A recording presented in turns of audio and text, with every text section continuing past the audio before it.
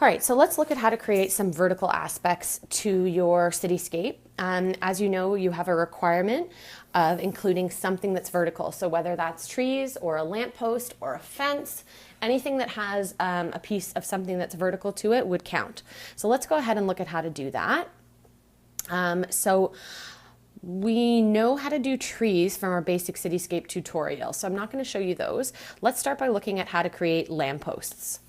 So lampposts are what light us up at when it's dark at night, or this could technically also be the same way you would create a traffic light. It would be the exact same thing. So we know anything in perspective, if it's vertical in real life, it stays vertical here. So we're going to go ahead and create the vertical part of our lamppost. You have so many different options for how you want to draw these. I mean, it can look like anything.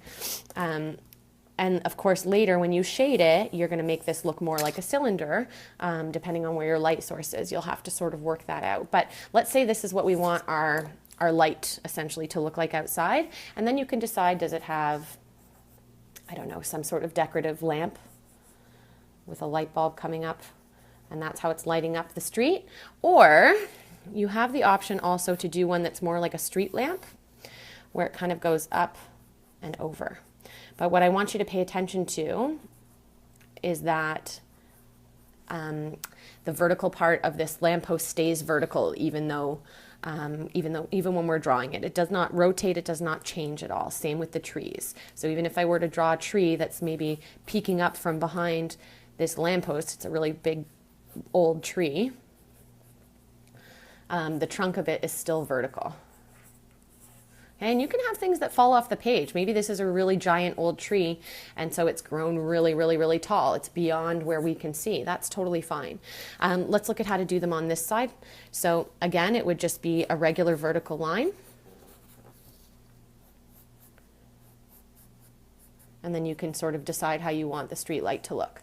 And I want to show you quickly how you would do a fence. So when you're doing a fence, you want to make sure, we're going to use a second street here.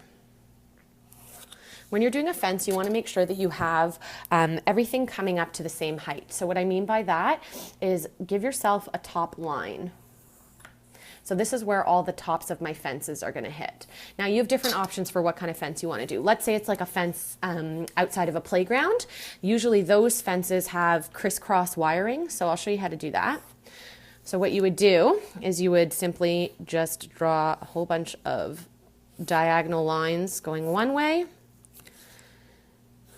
Oops. And as we get closer to the vanishing point, these diagonal lines would get closer together.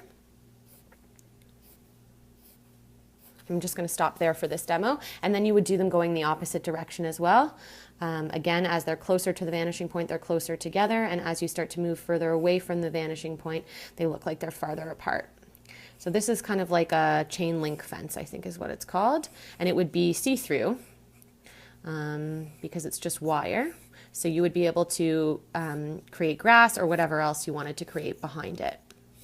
So you would still actually see this lamppost shining through.